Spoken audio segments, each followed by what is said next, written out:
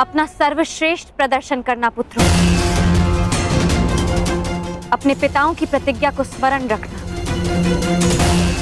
और अपनी माता के अपमान को मत भूलना।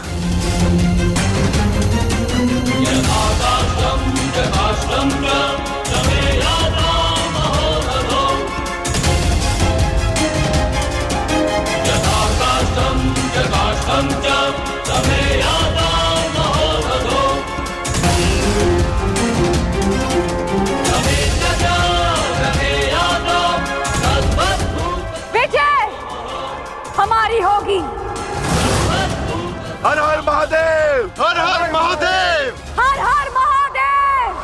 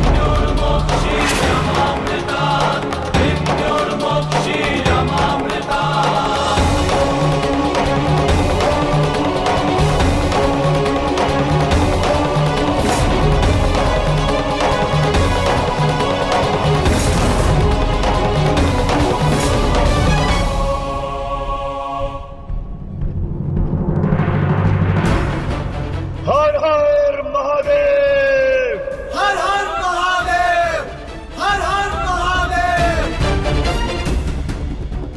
हर हर महादेव, हर हर महादेव, हर हर महादेव, हर हर महादेव, हर हर महादेव, हर हर महादेव।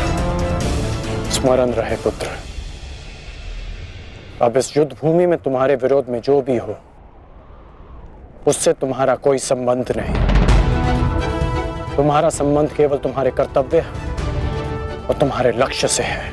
यदि मेरे स्थान पर आप होते तो क्या आपके लिए ये स्वीकार कर लेना इतना ही सरल होता पिताश्री? सत्य कहूं तो सरल नहीं होता, विशेषकर तब जब मुझे ज्ञात हो गया है कि पांडवों से मेरा रक्त संबंध है। किंतु पुत्र, मैंने सदैव एक बात को माना है कि आपको आपके वचन पर अडिग रहना चाहिए। तुमने युद्ध चुना है, परंतु युद्ध क्या परिणाम चुनेगा ये उसका अधिकार है। तुम्हारा अधिकार केवल अपने कर्म और अपने कर्तव्य पर है। इस युद्ध में अपना सर्वश्रेष्ठ प्रयास करना।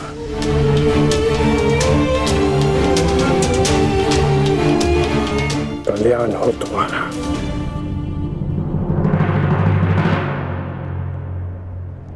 हर हर महादेव, हर हर महादेव, हर हर महादेव।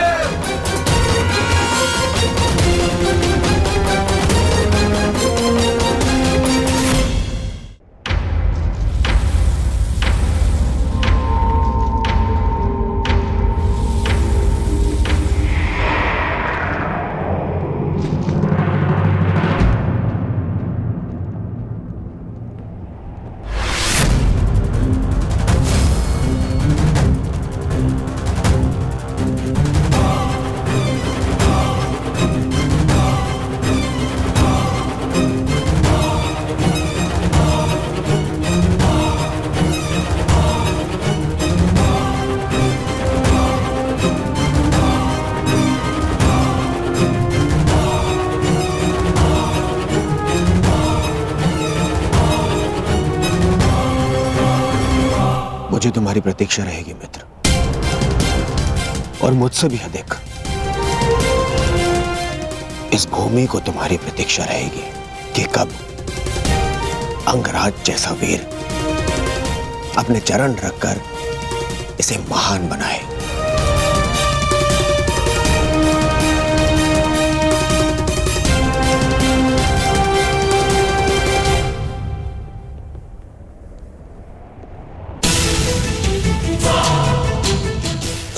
रहना।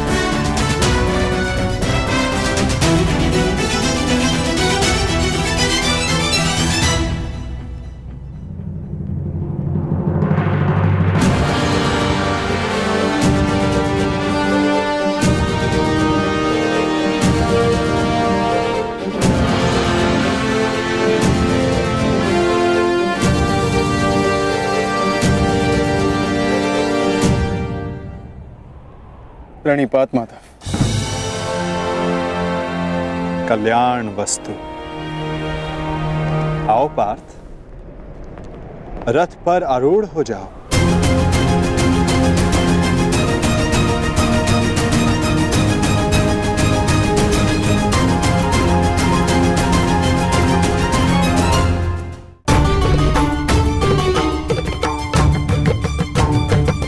किस संशय में हो धनंजय?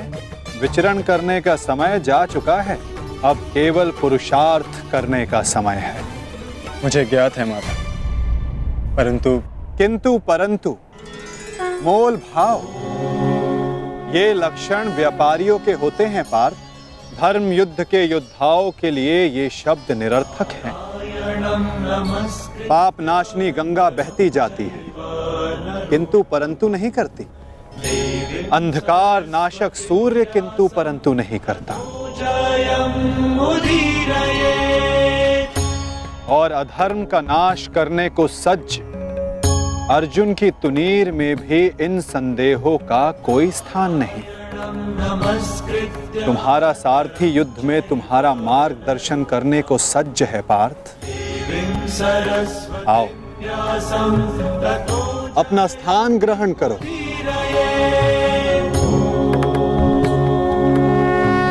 कुरुक्षेत्र की युद्ध भूमि तुम्हें पुकार रही है पार्थ। मुझ पर विश्वास रखो। आपसे अधिक विश्वास तो मुझे स्वयं पर भी नहीं है माधव। और मेरे लिए महत्वपूर्ण ये है कि तुम स्वयं पर विश्वास रखो।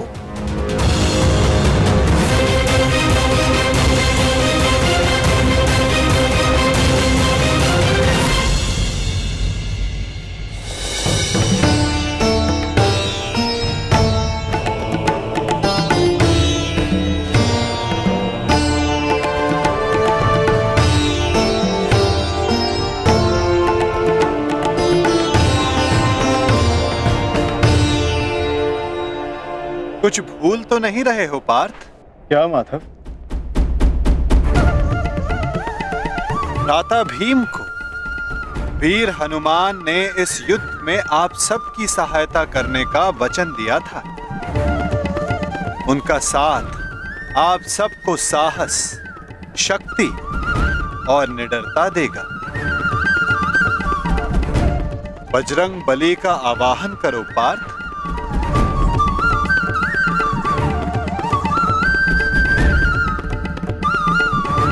मैं कुंती पुत्र अर्जुन, पवन पुत्र, ज्येष्ठ भ्राताश्री, महाबली हनुमान का आवाहन करता हूँ।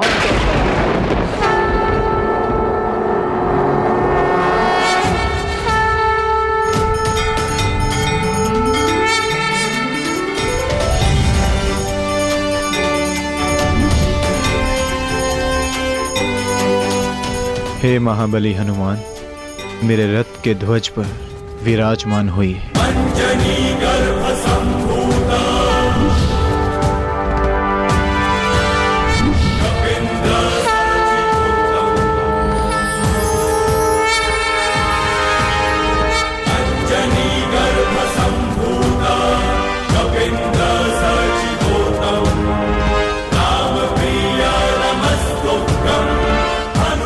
बजरंग बली पधार गए।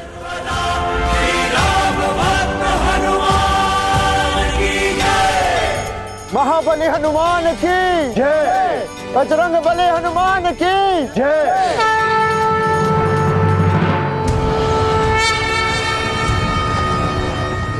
युद्ध का पहला दिन।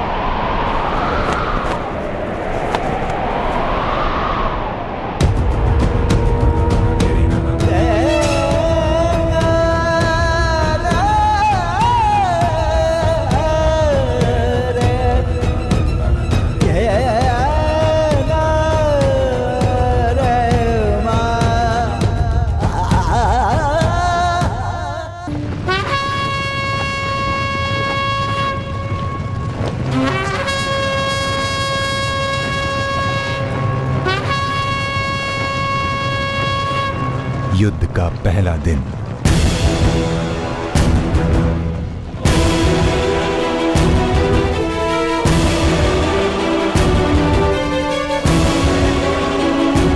युद्ध प्रारंभ करने की आज्ञा है धर्मराज।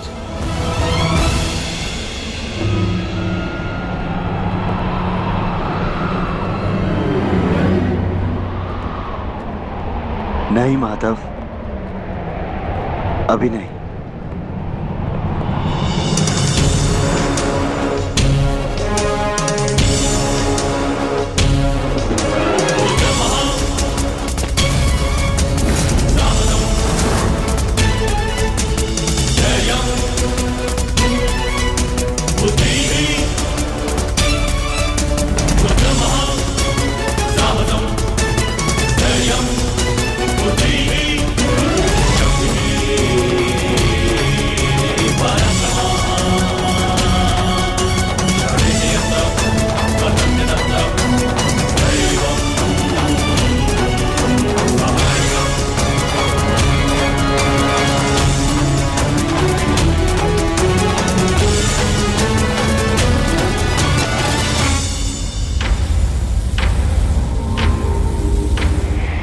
ज्येष्ठ, ये युधिष्ठिर हमारे समक्ष क्यों खड़ा है?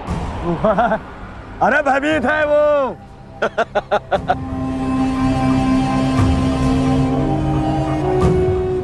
हमारी सेना को देख के कदाचित भयभीत हो गया है ये युधिष्ठिर।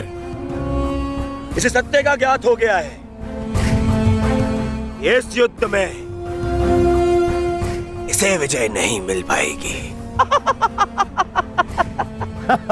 समझ रहे वो छलिया जिस युद्ध के लिए हमें भयभीत कर रहा था, वो युद्ध प्रारंभ होने से पहले ही समाप्त होने जा रही है।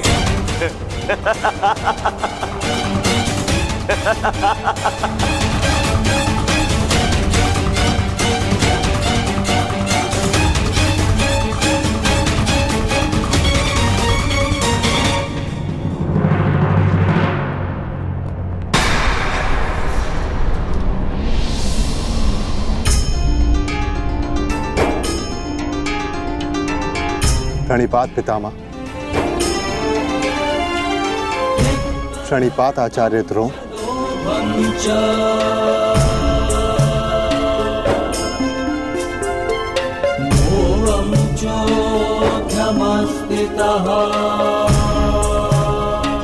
और उन सबको भी प्रणिपात जो आयु में, ज्ञान में, अनुभव में मुझसे बड़े।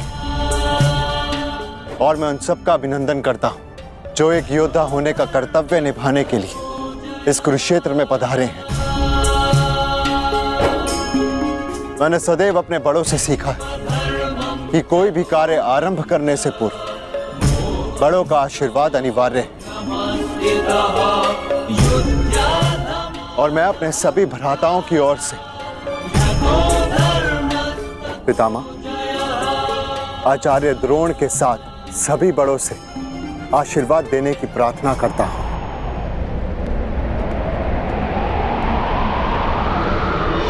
आयुष्मान भव।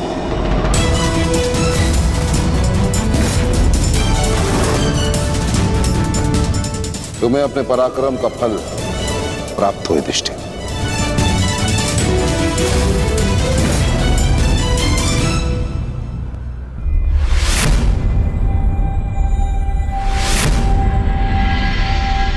एक और पितामह है जिन्होंने मुझे जीवन का मूल्य समझाया और दूसरी ओर गुरुद्रोण जिनकी दी हुई शिक्षा ने अर्जुन से धनंजय बनाया।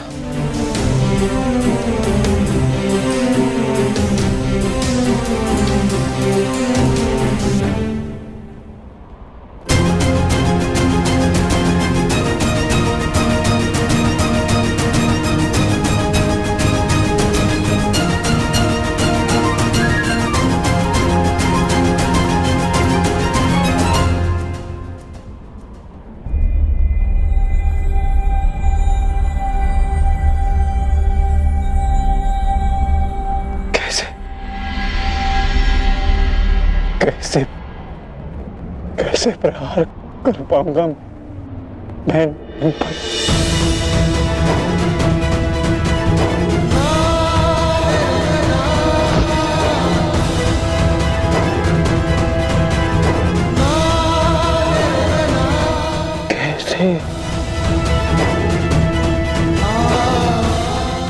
कैसे प्रहार कर पाऊंगा इन पर?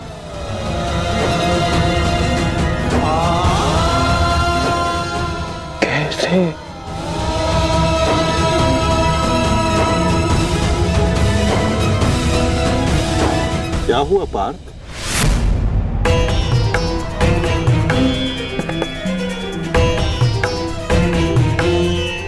मेरी आपसे विनती है माधव,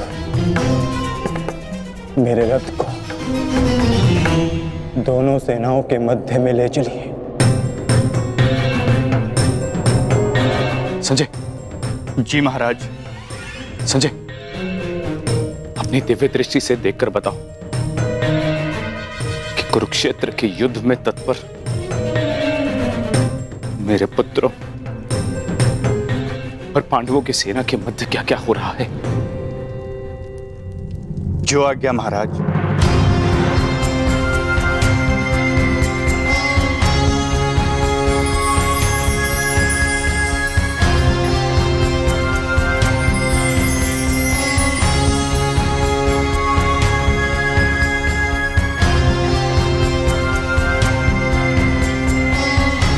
गांडीवधारी राजकुमार अर्जुन के सारथी बने वासुदेव श्री कृष्ण से राजकुमार अर्जुन रथ को दोनों सेनाओं के मध्य में ले जाने की आग्रह कर रहे हैं महाराज। परंतु क्यों पार्थ? ये समय तो दूसरे पक्ष की सेना को तहस नहस कर देने का है, फिर क्यों तुम रथ को दोनों सेनाओं के मध्य में ले जाने की विनती कर रहे हो? युद्ध से पूर्व मैं दोनों सेनाओं का निरीक्षण करना चाहता हूं। क्या तुम वही अर्जुन हो पार्थ जिसे लक्ष्य संधान के समय पेड़ से बंधी चिड़िया की आंख के अतिरिक्त और कुछ नहीं दिखाई देता था,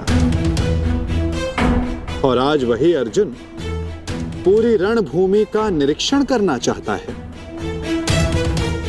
बड़ी विचित्र बात है। हाँ माधव,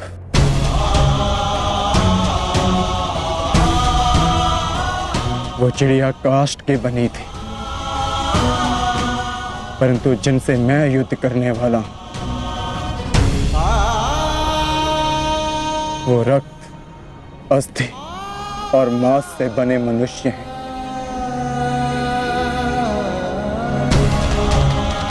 जिनमें प्राण है और सबसे बड़ी बात, उनमें मेरे संबंध बसे हैं। युद्ध आरंभ होने से पूर्व मैं ये देख लेना चाहता हूं कि किसके वध से धर्म की स्थापना होगी और किसकी मृत्यु से मन में अधर्म का अनुभव होगा। और इस युद्ध के पश्चात मैं क्या पाने वाला हूं और क्या खोने वाला हूं।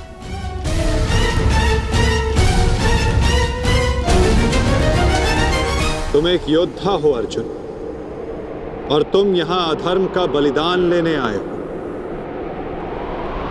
या स्वयं को धर्म पर बलिदान देने के लिए। और एक बलिदानी क्या पाएगा क्या खोएगा, उसकी गणना नहीं करता। बात मेरे बलिदान की नहीं है माधव। इस युद्ध में सहस्त्रों के प्राण दांव पर लगे और मैं ये निश्चित करना चाहता हूं कि कुरुक्षेत्र में मैं अधर्म का नाश करने जा रहा हूं या फिर धर्म की हानि भी करने जा रहा हूं। नाश और निर्माण की शक्ति केवल विधाता के पास होती है पार्थ। मनुष्य विनाश या विध्वंस नहीं करता। मनुष्य तो केवल ईश्वर का निमित्त मात्र होता है। निमित्त होकर यदि वो विनाश और विध्वंस का उत्तरदायित्व स्वयं पर ले तो उससे केवल अहंकार का जन्म होता है पार्थ, जो ये मानता है कि वो कुछ नहीं कर रहा। उसी के हाथों महान कार्य संपन्न होते हैं।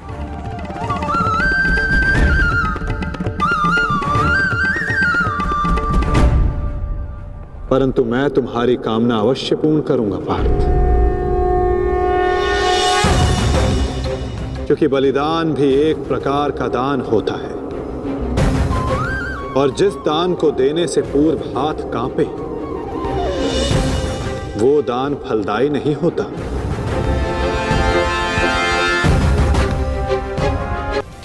आओ पार्थ, मैं तुम्हें युद्ध भूमि के मध्य ले चलता हूं।